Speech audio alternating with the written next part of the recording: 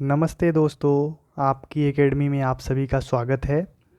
मैं आशा करता हूँ आप सभी स्वस्थ होंगे और दिसंबर 2024 के एग्ज़ाम के लिए आप सभी जुट गए होंगे।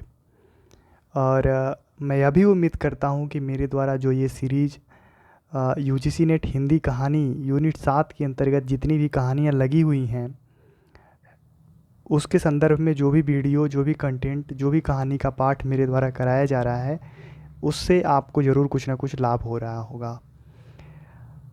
इस सीरीज़ की अगली श्रृंखला में जो आज का ये कंटेंट है, आज का जो मैं वीडियो लाया हूँ, उस वीडियो में हम पढ़ेंगे कहानी। ये चौथी कहानी है, कानों में कंगना। कानों में कंगना कहानी, जिसके लेखक हैं राजा राधिका रमण प्रसाद सिंह। आज इस कहानी के तथ्य को हम लोग जानेंगे, जो मोस्ट इम्पॉर्टेंट तथ्य हैं, जो लगातार परीक्षाओं में पूछे जाते हैं, चाहे यूजीसी नेट की परीक्षा हो, सेट की परीक्षा हो, या अलग अलग स्टेट के असिस्टेंट प्रोफेसर की परीक्षाएं हों। इस कहानी का पूरा हम लोग पाठ करेंगे लाइन बाय लाइन। चलिए आइए हम लोग देखते हैं, इसके तथ्य को देखते हैं। और प्लीज़ अगर चैनल को आप सब्सक्राइब नहीं किए हैं तो चैनल को सब्सक्राइब करिए, ताकि आने वाली वीडियो आपके पास पहुंच पाए। और मैं दिसंबर से पहले लगी हुई 10वीं यूनिट पे बात करूंगा, और एक अच्छी स्ट्रेटजी के साथ आपकी तैयारी करवाने में मेरा जो भी योगदान हो सकता है मैं दूंगा। कानों में कंगना कहानी का प्रकाशन 1913 में हुआ। इसे आप नोट कर लीजिए। और यह इंदु पत्रिका में प्रकाशित हुआ। दो पॉइंट बहुत अच्छी तरीके से नोट कर लीजिए कि कानों में कंगना कहानी सर्वप्रथम इंदु पत्रिका में प्रकाशित हुआ, वह 1913 में। उसके बाद ये कहानी कुसुमांजलि कहानी संग्रह में संग्रहित है। कुसुमांजलि कहानी संग्रह राधिका रमण प्रसाद सिंह की कहानी संग्रह है कुसुमांजलि, जिसमें जिस कहानी संग्रह में कानों में कंगना नामक कहानी भी संकलित है। आपसे परीक्षा में ये प्रश्न बन सकता है कि कानों में कंगना कहानी निम्नलिखित में से किस कहानी संग्रह में संकलित है। 4 कहानी संग्रह दे दिए जाएंगे, उसमें एक नाम कुसुमांजलि का होगा। आपको कुसुमांजलि के ऊपर टिक करना होगा। कानों में कंगना जो कहानी है, यह आत्मकथात्मक शैली में लिखी गई एक कहानी है। कहानी के प्रतिपाद्य को हम देखें तो केंद्रीय पात्र एवं कथावाचक नरेंद्र का किरण से प्रेम। केंद्रीय पात्र वही कथावाचक है जिसका नाम नरेंद्र है। उसका किरण से प्रेम, वह किरण से प्रेम होता है उसका। फिर विवाह होता है। विवाह के बाद फिर किन्नरी के सौंदर्य से वशीभूत हो प्रेम विमुख हो जाने, और अंत में किरण के प्रण त्याग के समय वास्तविकता के एहसास होने की कहानी है। मैं अगर छोटी सी भूमिका बांधूँ तो इसमें जो केंद्रीय पात्र कथावाचक नरेंद्र है, उसका प्रेम होता है एक किरण नाम की लड़की से। उसके बाद जब फिर विवाह होता है, विवाह के बाद अचानक नरेंद्र एक किन्नरी के सौंदर्य से वशीभूत होकर के अपने जीवन या फिर अपनी पत्नी को कुछ समय के लिए भूल जाता है, उसकी चकाचौंध में भूल जाता है। उसके बाद क्या घटना घटती है, ये सब कुछ इस कहानी में है। पत्नी से अलग दुनिया के प्रेम में फरेब, छल और विश्वासघात होता है। लेखक का उद्देश्य प्रेम, सत्य, ईमानदारी और नैतिक मूल्यों का बोध कराकर आदर्शवाद की स्थापना करना है। ये जो प्रतिपाद्य है, आप इसे समझने के लिए मोटी मोटा समराइज़ करने के लिए दिया होता है, ताकि इस कहानी को आप इसे नोट करने के बाद आप एक बार जब कहानी पढ़ लेते हो, उसके बाद बार बार जब आप रिवाइज़ करते हो ना, तो आप प्रतिपाद्य को 2-3 लाइन पढ़ के समरी को पढ़ के आप समझ सकते हो कि हाँ, कानों में कंगना कहानी में क्या इसकी विषय वस्तु क्या है। अगले स्लाइड की तरफ हम लोग चलते हैं। अगले स्लाइड में इस स्लाइड में हम देखेंगे कि इस कहानी में कितने पात्र हैं, और उन पात्रों के संदर्भ में हम चर्चा करेंगे। और इसे आप ज़रूर नोट करिएगा, सारी कहानियों के पात्र को आप ज़रूर एक जगह नोट कर लीजिए। और मैं एक बार जितनी भी कहानियां हैं उनके पात्र को एक जगह संकलित करके मैं लेके आऊँगा। कहानी का प्रकाशन वर्ष, पात्र, लेखक, लेखिका, प्रकाशन वर्ष, सब कुछ व्यवस्थित एक ही वीडियो में 21 कहानियों का आगे चल के एग्ज़ाम से कुछ दिन पहले वो फास्ट ट्रैक रिवीजन होगा आपका। पात्रों में सबसे पहले पहला पात्र है योगीश्वर। योगीश्वर किरण के पिता हैं और नरेंद्र के गुरु। किरण नरेंद्र की पत्नी और योगीश्वर की पुत्री, योगेश्वर की पुत्री हैं।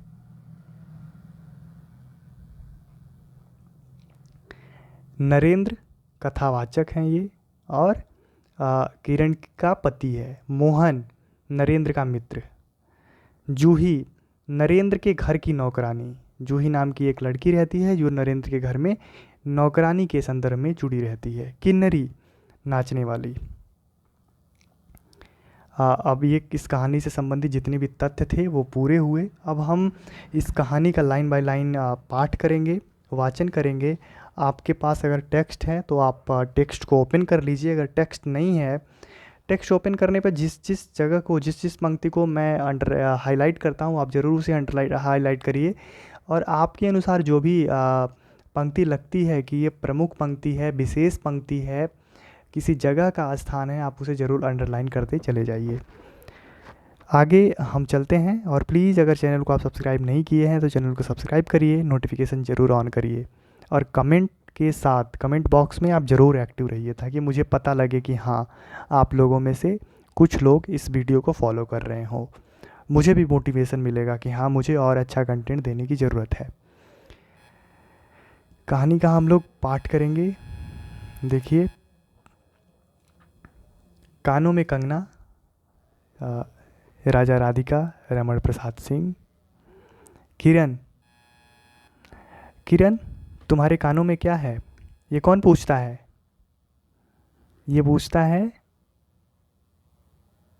नरेंद्र। किरण तुम्हारे कानों में क्या है? उसके कानों से चंचल लट को हटाकर कहा कंगना। अरे कानों में कंगना? सचमुच 2 कंगन कानों को घेर कर बैठे थे। हाँ, तब कहाँ पहनूं? कौन? किरण कहती है। फिर कहाँ पहनूं? किरण अभी भोरी थी। भोरी? किरण अभी भोरी थी। दुनिया में जिसे भोरी कहते हैं वैसी भोरी नहीं। उसे वन के फूलों का भोलापन समझो, नवीन चमन के फूलों की भंगी नहीं। विविध खाद या रस से जिनकी जीविका है, निरंतर काट छाट से जिनका सौंदर्य है, जो 2 घड़ी चंचल चिकने बाल की भूषा है। 2 घड़ी तुम्हारे फूलदान की शोभा। बन के फूल ऐसे नहीं, प्रकृति के हाथों से लगे मेघ हैं, मेघों की धारा से बढ़े हैं। चटुल दृष्टि इन्हें पाती है नहीं, जगद्वायु इन्हें छूती नहीं। यह सरल सुंदर सौरभमय जीवन है। जब जीवित रहें तब चारों तरफ अपने प्राणधन से हरे भरे रहें। जब समय आया तब अपनी माँ की गोद में झड़ पड़े। आकाश स्वच्छ था, नील उदार सुंदर, पत्ते शांत थे। संध्या हो चली थी। सुनहली किरणें सुदूर पर्वत की चूड़ा से देख रही थी। वह पतली किरण अपनी मृत्युशैया से इस शून्य निविड़ कानन में क्या ढूंढ रही थी, कौन कहे, किसे एकाएक देखती थी। कौन जाने, अपनी लीला भूमि को स्नेह करना चाहती थी, या हमारे बाद वहाँ क्या हो रहा है, इसे जोहती थी। मैं क्या बता सकूं? जो हो उसकी उस भंगी में आकांक्षा अवश्य थी। मैं तो खड़ा खड़ा उन बड़ी आँखों की किरण लूटता था। आकाश में तारों को देखा, तब उन जगमग आँखों को देखा। बात एक ही थी। हम दूर से तारों से के सुंदर शून्य झिकमिक को बार बार देखते हैं, लेकिन वह स्पंदन निश्चेष्ट ज्योति सचमुच भावहीन है, या आप अपनी अंतर लहरी से मस्त हैं। इसे जानना आसान नहीं। हमारी ऐसी आंखें कहाँ की उनके सहारे उस निगूढ़ अंतर में डूबकर था ले। मैं रसाल की डोली थामकर पास ही खड़ा था। वह बालों को हटाकर कंगन दिखाने की भंगी प्राणों में रह रह कर उठती थी। जब माखन चुराने वाले ने गोपियों के सर से मटके को तोड़कर उनके भीतर किलो को तोड़ डाला, या नूर जहाँ ने अंचल से कबूतर को उड़ाकर शहंशाह के कठोर हृदय की धज्जियाँ उड़ा दीं, फिर नदी के किनारे वसंत वल्लभ रसाल पल्लवों की छाया में बैठी किसी अपरूप बालिका की यह सरल स्निग्ध भंगिमा एक मानव अंतर पर क्यों न पड़े।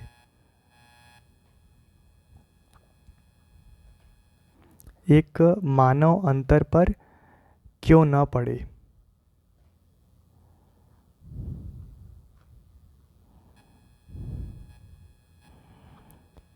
एक मानव अंतर पर क्यों न दौड़े। किरण इन आँखों के सामने प्रतिदिन आती ही जाती थी। कभी आम के टिकोरे से आंचल भर लाती, कभी मौलसिरी के फूलों की माला बना लाती, लेकिन कभी भी ऐसी बाल सुलभ लीला आँखों से होकर हृदय तक नहीं उतरी। आज क्या था? कौन शुभ या अशुभ क्षण था कि अचानक वह बनैली लता मदार माला से भी कहीं मनोरम दिख पड़ी। कौन जानता था कि चाल से कुचाल जाने में, हाथों से कंगर भूल कर कानों में पहनने में इतनी माधुरी है। 2 टके के कंगने।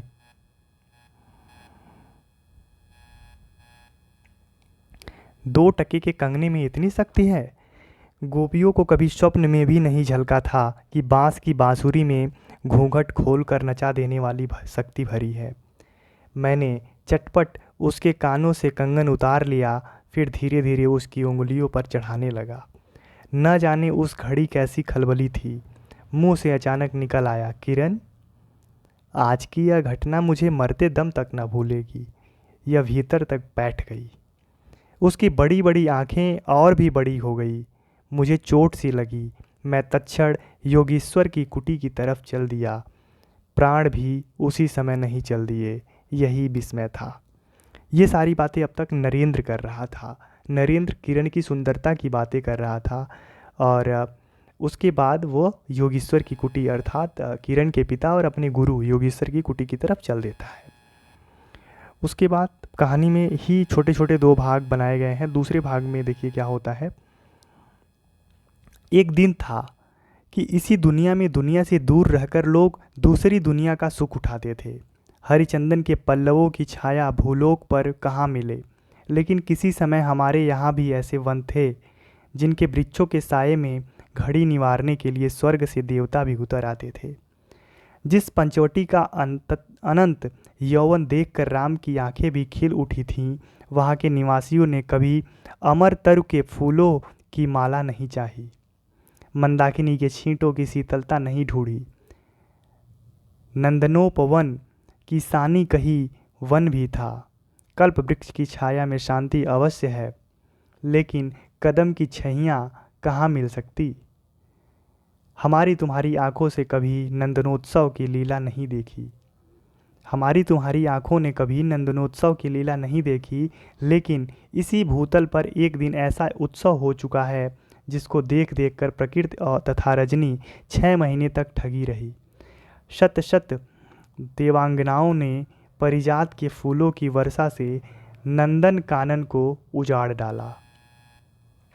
समय ने सब कुछ पलट दिया।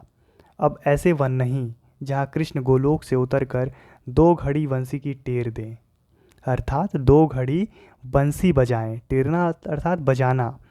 ऐसे कुटीर नहीं जिनके दर्शन में रामचंद्र का भी अंतर प्रसन्न हो, या ऐसे मुनीश नहीं जो धनुर्धर धर्मराज को भी धर्म में शिक्षा दें।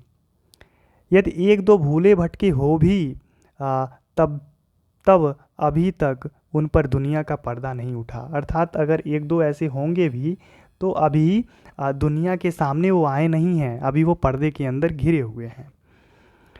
जंगन माया की माया नहीं लगी, अर्थात अभी लोग नहीं देख पाए, लेकिन वे कब तक बचे रहेंगे। लोग अपने यहाँ अलौकिक बातें कब तक होने देगा। भाव सागर की जल तरंगों पर स्थिर होना कब संभव है। ऋषिकेश के पास एक सुंदर वन है, सुंदर नहीं अपरूप सुंदर है। वह प्रमोद वन के विलास निकुंजों जैसा सुंदर नहीं, वरंच चित्रकूट या पंचवटी की महिमा से मंडित है। वहाँ चिकनी चांदनी में बैठ कर करक घुंघरू की इच्छा नहीं होती, वरंच प्राणों में एक ऐसी आवेश धारा उठती है जो कभी अनंत साधना के कूल पर पहुँचाती है, कभी जीव जगत के एक एक तत्व से दौड़ मिलती है। गंगा की अनंत गरिमा, वन की निविड़ योग निद्रा वहीं देख पड़ेगी। कौन कहे वहाँ जाकर एक चंचल चित्त क्या चाहता है, गंभीर अलौकिक आनंद या शांत सुंदर मरण। इसी वन में एक कुटी बनाकर योगीश्वर रहते हैं। उसी वन में एक कुटी बनाकर योगीश्वर अर्थात नरेंद्र के गुरु रहते हैं। योगीश्वर ही थे। यद्यपि वह भूतल ही पर रहते थे, तथापि उन्हें इस लोक का जीव कहना यथार्थ नहीं था। उनकी चित्त वृत्ति सरस्वती के श्री चरणों में थी या ब्रह्मलोक की अनंत शांति में लिपटी थी, और वह बालिका स्वर्ग से एक रश्मि उतरकर उस घने जंगल में उजेला करती फिरती थी। वह अलौकिक मायाबद्ध जीवन नहीं था। इसे बंधन रहित बाधाहीन नाचती किरणों की लेखा कहिए, मानो निर्मुक्त चंचल मलय वायु फूल फूल पर डाली डाली पर डोलती फिरती हो, या कोई मूर्तिमान अमर संगीत बेरोक टोक हवा पर या जाल की तरंग भंग पर नाच रहा हो। मैं ही वहाँ इस लोक का प्रतिनिधि था। मैं ही उन्हें उनकी अलौकिक स्थिति से इस जटिल मर्त्य राज्य में खींच लाता था। कुछ साल से मैं योगीश्वर के यहाँ आता जाता था। पिता की आज्ञा थी कि उनके यहाँ जाकर अपने धर्म के सब ग्रंथ पढ़ डालो। योगीश्वर और बाबा लड़कपन के साथी थे। आप इस पंक्ति को ज़रूर हाईलाइट कर लें। अब यहाँ बाबा का अर्थ, जैसे हमारे वहाँ तो बाबा पिता के पिता जो होते हैं वो बाबा, कहीं राजस्थान वगैरह में, राजस्थान बंगाल में पिता को ही बाबा कहते हैं। तो आप इसे समझिए कि जो नरेंद्र के बाबा थे वो योगीश्वर अर्थात किरण के पिता के मित्र थे, लड़कपन के साथी थे। योगीश्वर और बाबा लड़कपन के साथी थे, इसलिए उनकी मुझ पर इतनी दया थी। किरण उनकी लड़की थी। उस कुटीर में एक वही दीपक थी।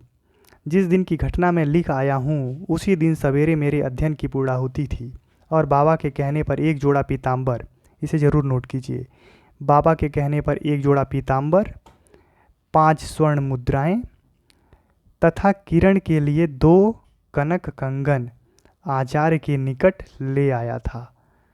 देखिए, बाबा के कहने पर, बाबा अर्थात नरेंद्र अपने बाबा के कहने पर एक जोड़ा पीताम्बर, 5 स्वर्ण मुद्राएं, इसे नोट कर लीजिए आप, और तथा किरण के लिए 2 कनक कंगन आचार्य के निकट ले गया था। योगीश्वर ने सब लौटा दिए, केवल कंगन को किरण उठा ले गई। वह क्या समझकर चुप रह गए। समय का अद्भुत चक्र है। जिस दिन मैंने धर्म ग्रंथ से मुंह मोड़ा, उसी दिन कामदेव ने वहां जाकर उनकी किताब पर का पहला सफ़ा उल्टा। दूसरे दिन मैं योगीश्वर से मिलने गया। वह किरण को पास बिठाकर ना जाने क्या पढ़ा रहे थे। उनकी आंखें गंभीर थीं। मुझको देखते ही वह उठ पड़े और मेरे कंधों पर हाथ रखकर गदगद स्वर में बोले, नरेंद्र मैं चला, किरण तुम्हारे हवाले है। यह कहकर किसी की सुकोमल उंगलियां मेरे हाथों में रख दी। लोचनों के कोने पर 2 बूंदें निकलकर झांक पड़ी। मैं सहम उठा। क्या उन पर सब बातें विदित थीं? अर्थात क्या वो सारी बातें जानते थे? हमारे और किरण के संबंध के बारे में वो जानते थे, हमारे और किरण के प्यार के बारे में जानते थे, ऐसा नरेंद्र कह रहे हैं। क्या उनकी तीव्र दृष्टि मेरी अंतर्लहरी तक डुबा चुकी थी? वह ठहरे नहीं, चल दिए। मैं कांपता रह गया, किरण देखती रह गई। योगेश्वर अब वहाँ से जा चुके थे और ये दोनों आमने सामने खड़े थे, एक दूसरे को देख रहे थे। सन्नाटा छा गया। वन वायु भी चुप हो चली। हम दोनों भी चल पड़े। किरण मेरे कंधे पर थी। हठात अंतर से कोई अकड़ कर कह उठा, हाय नरेंद्र। यह क्या? तुम इस वनफूल को किस चमन में ले चले? इस बंधन विहीन स्वर्गीय जीवन को किस लोक जाल में बांधने चले? कंकड़ी जल में जाकर कोई अस्थायी विवर नहीं फोड़ सकती। क्षण भर जल का समतल भले ही उलट पुलट हो, लेकिन इधर उधर से जल तरंग दौड़कर उस छिद्र का नाम निशान भी नहीं रहने देती। जगत की भी यही चाल है। यदि स्वर्ग से देवेंद्र भी आकर इस लोक चलाचल में खड़े हों, फिर संसार देखते ही देखते उन्हें अपना बना लेगा। इस काली कोठरी में आकर अपनी इसकी कालिमा से बचे रहें। ऐसी शक्ति अब आकाश कुसुम ही समझो। 2 दिन में राम हाय जानकी कहकर वन वन डोलते फिरे। 2 क्षण में यही विश्वामित्र को भी स्वर्ग से घसीट लाया। 2 क्षण में यही विश्वामित्र को भी स्वर्ग से घसीट लाया। ये राम सीता हरण की बात कर रहे हैं यहाँ पे नरेंद्र। किरण की भी यही अवस्था हुई। कहाँ प्रकृति की निर्मुक्त गोद, कहाँ जगत का जटिल बंधन पाश, कहाँ से कहाँ आ पड़ी वह अलौकिक भोलापन, वह निरसंग उच्छ्वास हाथों हाथ लुट गए। उस बनफूल की विमल कांति लौकिक चमन की मायावी मनोहारिता में परिणत हुई। अब आंखें उठाकर आकाश से नीरव बातचीत करने का अवसर कहाँ से मिले? मलय वायु से मिलकर मलयाचल की फूलों की पूछताछ क्यों कर हो? जब किशोरी नए सांचे में ढलकर उतरी, उसे पहचानना ही कठिन था। अर्थात उनकी वो शादी का जो ड्रेस होता है वो पहन चुकी हैं। कौन? किरण। तो उन्हें ये कह रहे हैं कि जब किशोरी अर्थात किरण नए सांचे में ढलकर उतरी, उसे पहचानना भी कठिन था। अब वह लाल चोली हरी साड़ी पहनकर सर पर सिंदूर रेखा सचती और हाथों के कंगन, कानों की बाली, गले की कंठी तथा कमर की करधनी दिन दिन उसके चित्त को नचाए मारती थी। जब कभी वह सज धजकर चांदनी के कोठे पर उठती और वसंत वायु उसके आंचल से मोतियों की लपट लाकर मेरे बारामदे में भर देता, फिर किसी मतवाली माधुरी या तीव्र मदिरा के नशे में मेरा मस्तिष्क घूम जाता और मैं चटपट उसका प्रेम चित्कार फूलदार रंगीन चिट्ठी में भरकर जूही के हाथ ऊपर भिजवाता या बाजार से दौड़कर कटकी गहने या बिलायती चूड़ी खरीद लाता। लेकिन जो हो, अब भी कभी कभी उसके प्रफुल्ल वदन पर उस आलोक की छटा पूर्व जन्म की सुख स्मृतिवत चली आती थी और आंखें उसी जीवंत सुंदर झकमिक का नाच दिखाती थी। जब अंतर प्रसन्न था, फिर वही चेष्टा पर प्रतिबिंब क्यों न पड़े। क्यों ही साल 2 साल बाद यूं ही साल 2 साल बाद मुरादाबाद में कट गए। यूं ही साल 2 साल मुरादाबाद में कट गए। मैं इस शहर के नाम को अंडरलाइन करता था, इस वजह से मुरादाबाद को आप ज़रूर अंडरलाइन कीजिए कि मुरादाबाद नामक शहर का जिक्र किस कहानी में हुआ है, या फिर कानों में कंगना नामक कहानी में किस शहर का जिक्र हुआ है। तो उसमें ऑप्शन में अगर मुरादाबाद होगा तो आप मुरादाबाद पर टिक करके आ सकते हैं। एक दिन मोहन के यहाँ नाच देखने गया। कौन जाता है? नरेंद्र। एक दिन कहाँ जाता है? मोहन के वहाँ नाच देखने जाता है। एक दिन मोहन के यहाँ नाच देखने गया, वहीं किन्नरी से आंखें मिली क्या लीन हो गई।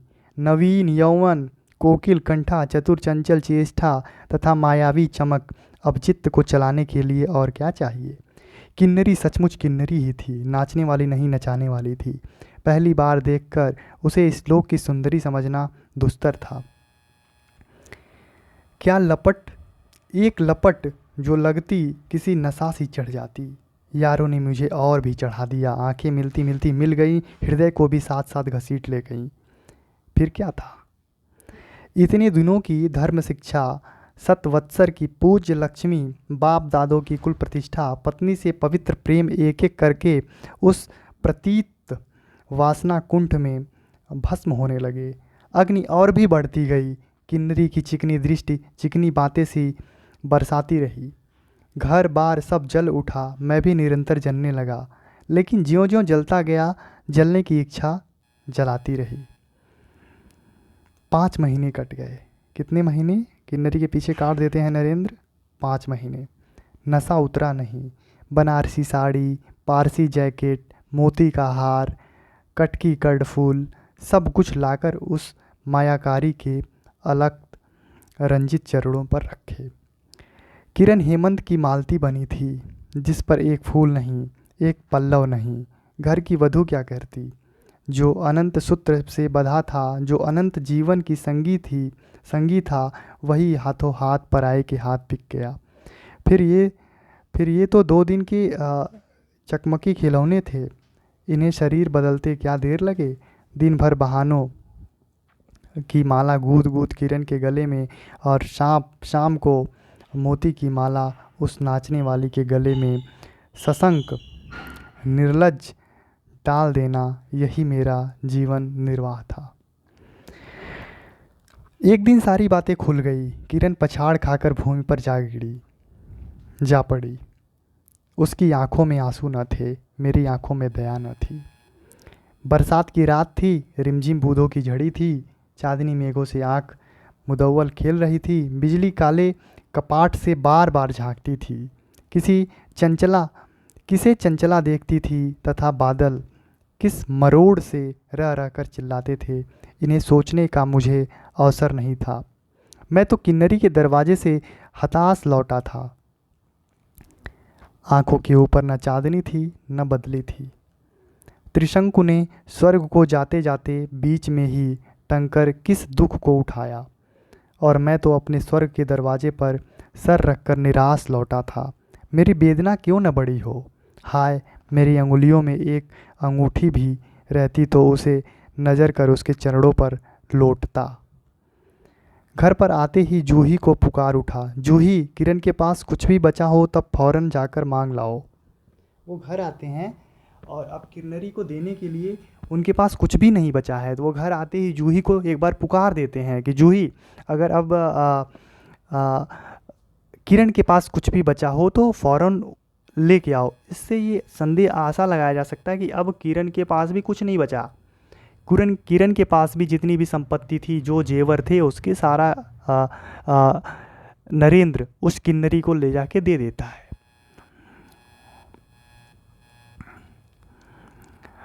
कहानी ये थोड़ी सी लंबी थी अन्य कहानियों की अपेक्षा जो पीछे हम पढ़ आए हैं। इसके बाद कुछ और कहानी है जो बहुत बड़ी हैं, थोड़ा उसमें और भी बोरियत होगा। आप प्लीज़ इसे थोड़ा सा आराम से सुनते जाइए। बस 1 पेज और बचा है। ऊपर से कोई आवाज़ नहीं आई। केवल सर के ऊपर से एक काला बादल कालान चित्कार से चिल्ला उठा। मेरा मस्तिष्क घूम गया। मैं तत्क्षण कोठे पर दौड़ा। सब संदूक झांके, जो कुछ मिला सब तोड़ डाला, लेकिन मिला कुछ भी नहीं। अलमारी में केवल मकड़े का जाल था। श्रृंगार बक्स में एक छिपकली बैठी थी। उसी दम किरण पर झपटा। पास जाते ही सहम गया। वह एक तकिए के सहारे निसहाय निस्पंद लेटी थी। केवल चांद की खिड़की से होकर उसे गोद में ले रखा था, और वायु उस शरीर पर जल से भिगोया पंखा चल रही थी। मुख पर एक अपरूप छटा थी। कौन कहे कहीं जीवन की शेष रश्मि क्षण भर वहीं अटकी हो। आंखों में एक जीवन ज्योति थी। शायद प्राण शरीर से निकलकर किसी आसरे से वहाँ बैठ रहा था। मैं फिर पुकार उठा, किरण, किरण, तुम्हारे पास कोई गहना भी रहा है? हाँ, छिड़कंठ की काकली थी। कहाँ है? अभी देखने दो। उसने धीरे से घूंघट सरकार कर कहा, वही कानों का कंगना है जिस कंगने की बात कहानी के आरंभ में ही होती है, और वो कानों का कंगना भी किरण के कानों से नरेंद्र निकालने की कोशिश करता है। आप देखिए, सर तकिए से ढल पड़ा। किसे देने के लिए? एक किन्नरी को देने के लिए। अपनी प्रेमिका के कानों का कंगना किस तरह से नरेंद्र निकालता है, देखिए कितनी रोचकता लिए हुए ये कहानी है। सर तकिए से ढल पड़ा, आंखें भी छिप गईं। वह जीवंत रेखा कहाँ चली गई? क्या इतने ही के लिए अब तक ठहरी थी? आंखें मुख पर जा पड़ी, वही कंगन थे, वैसे ही कानों को घेर कर बैठे थे। मेरी स्मृति तड़ित वेग से नाच उठी। दुष्यंत ने अंगूठी पहचान ली। दुष्यंत और शकुंतला की कहानी यहाँ आ गई कि दुष्यंत ने फिर भी अंगूठी पहचान ली थी। भूली शकुंतला उस पल याद आ गई, लेकिन दुष्यंत सौभाग्यशाली थे, चक्रवर्ती थे, राजा थे। अपनी प्राण प्रिया को आकाश पाताल छानकर ढूंढ निकाला। मेरी किरण तो इस भूतल पर न थी, मेरी किरण तो इस भूतल पर न थी कि किसी तरह प्राण देकर भी पता पाता। अर्थात किरण खत्म हो गई थी, मर गई थी। परलोक से ढूंढ निकालूं, ऐसी शक्ति इस दीनहीन मानव में कहाँ। चढ़ा नशा उतर गया, सारी बातें सूझ गईं। आंखों पर की पट्टी खुल पड़ी, लेकिन हाय, खुली भी तो उसी समय जब जीवन में केवल अंधकार ही रह गया। ये कहानी समाप्त होती है। ये कहानी समाप्त होती है कानों में कंगना, जिसका प्रकाशन 1913 में हुआ था। और इसके बाद हम अगले वीडियो में इस कहानी से संबंधित जितने भी एमसीक्यू बन सकते हैं वो सारे एमसीक्यू मैं लेके आऊँगा। आप उस वीडियो को ज़रूर देखिएगा और चैनल को सब्सक्राइब कीजिए और अपने बेल आइकन नोटिफिकेशन को ज़रूर ऑन कर लीजिए। साथ ही आप कमेंट बॉक्स में अपनी प्रतिक्रिया ज़रूर दीजिए कि आपको ये जो भी वीडियो आ रही हैं उसमें क्या सुधार की ज़रूरत है और क्या करना है, हमें नया हम क्या कर सकते हैं आप सभी के लिए। दूसरी बात, पीडीएफ के लिए आप सभी दिए गए डिस्क्रिप्शन में जो हमारा टेलीग्राम चैनल का लिंक है आप उसे ज्वाइन करिए, या फिर कमेंट माध्यम से भी आप बता सकते हो कि आपको पीडीएफ किस प्लेटफॉर्म पे चाहिए। तो धन्यवाद, आज के लिए इतना ही। शाम तक आपके समक्ष इस कहानी से संबंधित जो भी एमसीक्यू हैं वो आपको मिल जाएंगे।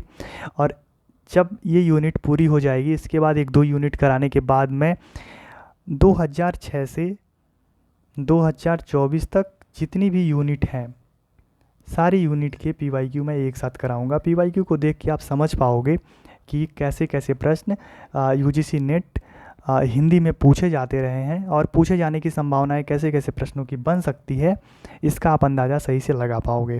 धन्यवाद। आप सभी अच्छे से तैयारी करिए। पेपर फर्स्ट के ऊपर भी आप ज़्यादा से ज़्यादा ध्यान दीजिए, केवल एक पेपर के ऊपर ज़्यादा फोकस्ड मत रहिए। Thank you.